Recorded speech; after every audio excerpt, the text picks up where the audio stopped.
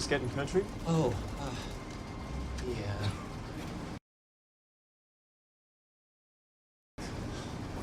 Yeah, shit's crazy, I know. Yeah. You'll adjust.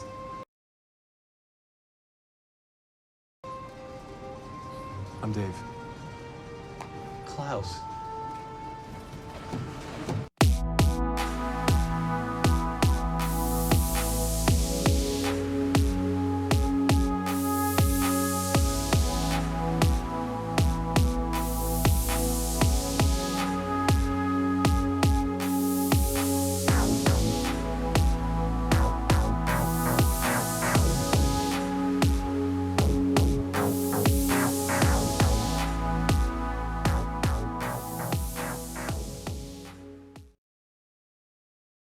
Alright, so hey, I am Slut Tracy, also known as Ian, and we are Tracy, and we're here with Cody Ray Thompson. Thompson. Is Call me it Thompson if you want. Do we do the whole thing? Is it like a Tribe Called Quest? You know, I wish someone said to just change it to Cody Ray, but it's like too like porn star.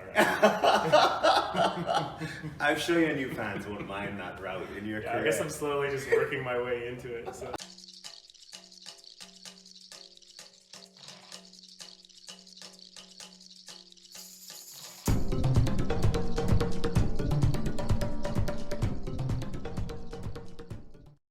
What got you into acting? What made you decide, hey, I'm gonna be poor until I'm rich? Oh my god. I don't know. I think like I was always kind of like a weird kid. I was always like pretty just kind of imaginative. Like I remember some like lunch hours. I'm from Lethbridge, Alberta, and I remember I went to this school called Gilbert Patterson and this huge like playground, like schoolyard basically, and there'd be the kids in the playground are playing sports, and I would be like wandering away, just making up some shit in my head basically. So I feel like it's like a personality thing for me. I've always just been that kind of imaginative kid. And then I was in like high school and plays and things like that too. And funny enough though, I felt like I was like, okay, I gotta get a real career now. And I just kept hanging out with actors and like being around artistic people. And then I found my way back after going to university for engineering and then physics and then philosophy, that I ended up auditioning for a play. That's quite the drama. Spread. No, I know, I came back to it.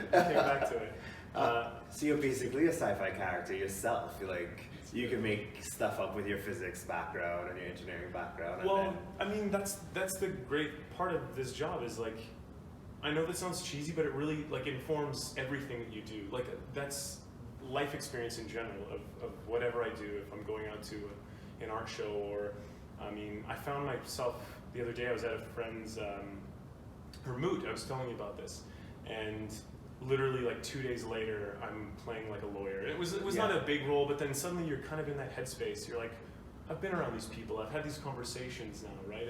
And you draw from that. Well, it always informs the work, and you don't, I think that that's the cool thing about the job, is you don't really know how your life experience is going to inform the work, and vice versa. When you get into the work, it's like what parts of your own life experience you're actually going to draw from, or what sort of uniquely inspires you the character or something, because I think that that's where you can be kind of open to be surprised as an actor, is like being like, this reminds me of the smell of my dad's Colts that he used to smoke or something, you know? Like bring so that strange. emotion into it.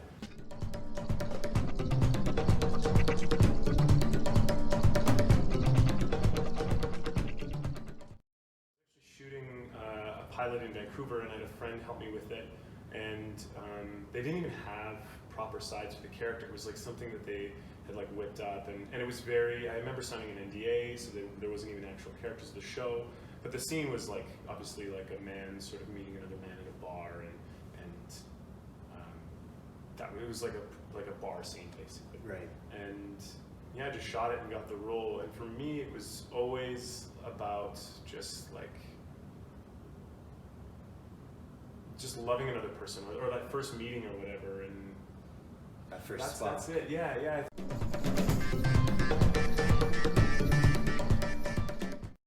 For me, it was just like, this guy loves him, you know? Yeah.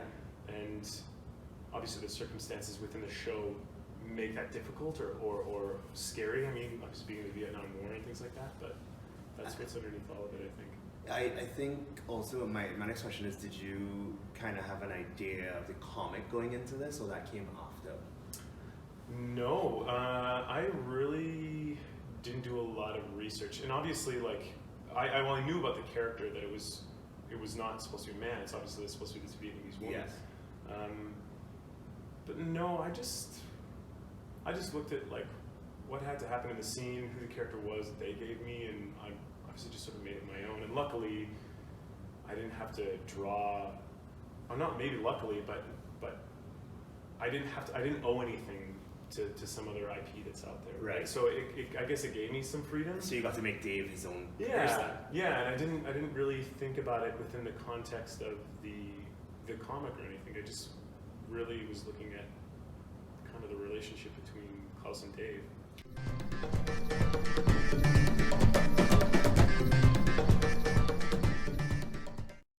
I think what they did a good job with was translating the asset into a very current atmosphere. So as someone who is from the LGBT community, I didn't feel like it was a tokenistic thing. I think they genuinely wanted, because Klaus on a whole is such an outrageous character.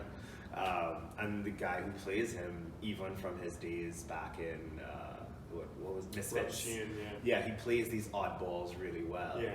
So I think why it's resonated is because it's meaningful. It took love to bring him out of his addiction. Yeah. Well, and you had mentioned that we were chatting the other day, and you said that there's like a quality to his performance, or with Dave, that it's like a quality that kind of grounds his character. Yes. And yeah, I think that's important. It really, like, I think that in some ways, without the relationship between Klaus and Dave, you can really kind of pigeonhole Dave a bit to be that like eccentric kind of trickster character. Yeah. And then you get this relationship with Dave, and it was just suddenly his character becomes so much more complex just by having this weighty history hanging off him, right? Yeah. Look at me. Look at me. Hey, hey, hey, hey, hey. Please stay with me. Lindsay, no, no, no, no, no, no, no. No, no, no.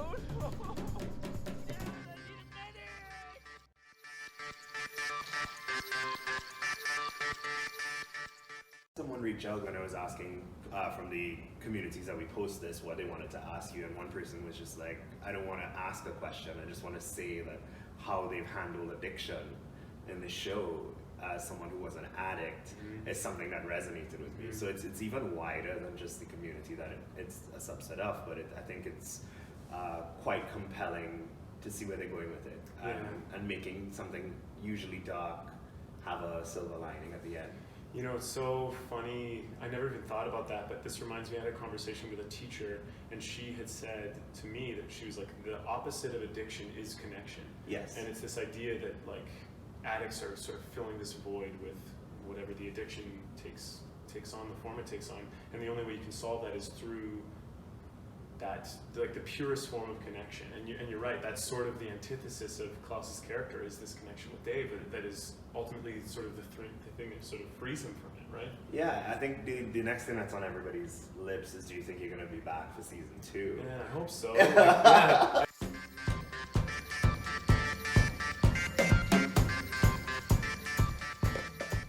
I just found out, it was funny, through a friend. Like, I didn't even hear anything until a friend of mine posted or sent something to me that said that they were getting picked up in the fall.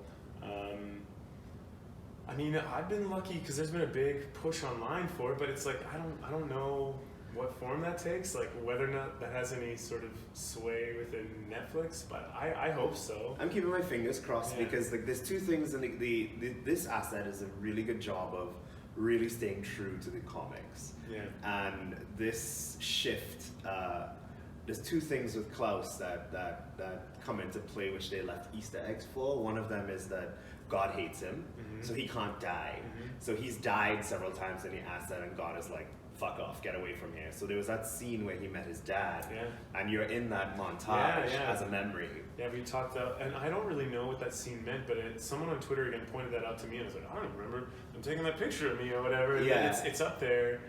And yeah, it's like, what does this mean? Like, what is this alluding to? So in the context of the world that they've created, both in the comics and online, that is heaven, and heaven is relative to the person. So when Klaus summons people from the dead, he summons them from their own version of heaven to talk to him or to connect the dots, which is why the brother is still around. His brother never really went to heaven, his brother stayed with them. Oh. And now his powers are being able to manifest the people that he brings back. So if you saw towards the end, he's manifesting his brother's powers. That's the second step of his power. Oh, wow. So it's very important when he went to heaven that he connected with his father, who was able to tell him, like, I did all of these things to push you to your ultimate potential, you just never got there. And then for him in that barbershop, that's something that's very special to him. And the pictures on the wall are people that he's loved. So that's why people are like, we think that this is gonna be a thing. Because he may try to bring you back. I hope so. Yeah. If Klaus brings me back, then I get brought back to the show. Yeah. Here's a really stupid, funny answer. But living in Toronto, there's just like garbage on the streets, and I'm always constantly like, I wish I could just like clean it up like telepathically, just like grab a bunch of garbage. Maybe telekinetically. Yeah, telekinetically, sorry. And like just sort of telekinetically like clean the streets, and then I feel like I could be at least, even if I don't succeed in acting, just get hired for like odd jobs to like lift shit around, I guess, whatever. So kind of like Captain Planet, but less basically. blue. Yeah, exactly. And all I would need is like the telekinetic ability. So I'll take telekinesis then.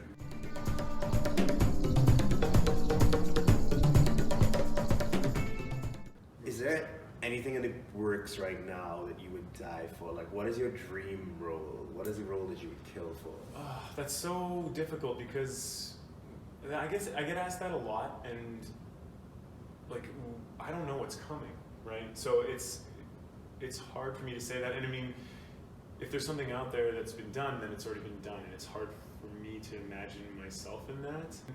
For me, it's more about like getting the opportunity to kind of explore things I haven't done. Yeah, I mean, I'm secretly hoping that you end up in the Vampire Chronicles, Christopher. I know, if yeah. you see this, book him. Yeah, I think that would be really. He's been eaten by a vampire. He can become one now. I need to be on the other end of it now.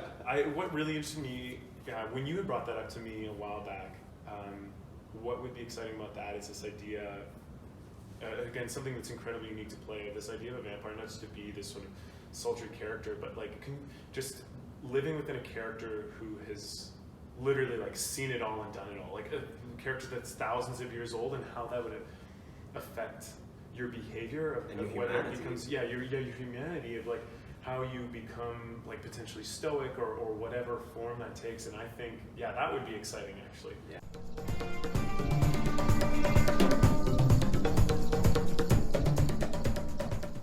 Well, we had a marriage proposal in one of the groups. Are you accepting marriage proposals at the moment? Depends who, I guess. Yeah. You know, it's we need to see anything the for dowry. the fans at this point. Like, anything. I asked for a dowry. Like, we at least need to make sure.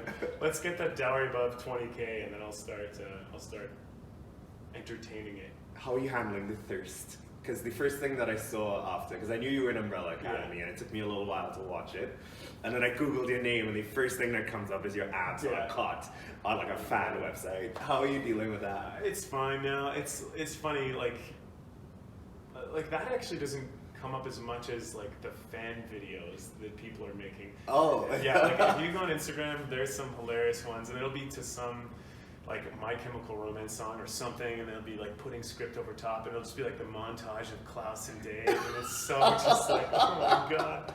But whatever, it's like, I don't know, I think if people are enjoying it, that's what it's there for. And like surprisingly, well maybe not surprisingly, it's been like really incredible responses from everyone. Yeah, I like think it's been really positive. There's been no one being super like lewd or disrespectful or anything, so yeah, I'm all for it. Yeah, I think the fandom that they've built with Umbrella Academy is it's fun. It's not toxic. Some fandoms can get really toxic. Well, surprisingly though. Yeah. Like, well, I don't know. I have no point of reference. It's just such an odd property, I guess, that it's really getting people who don't know the comics are in for different. Like some people are in for Mary J. Blige, who for me was like the breakthrough actor in that whole thing. Like just watching her as Cha-Cha gave me so much fun. Yeah, I think there's a lot of kind of entry points for people, but it is still surprising of like the audiences that it has. Like my nephew, who's 12, he's like telling all his friends and like kids his age, and it's not to say that I wouldn't have watched something like that when I was that age as well, but like that it's resonating with those people too, right? Or it's been kind of surprising that way, but exciting. Cool. Well, this is Cody Ray Thompson. And I'm Slut Tracy, and this has been We Are Tracy, Umbrella Academy style. Is there anything else you want to say before we go? Or? No. Yeah. Until season 2. Yeah, start that petition. Let's get Dave on season 2. Get Netflix involved. And on the Vampire Chronicles. Let's do it. Do that too. Alright guys, we'll see you next time. Bye.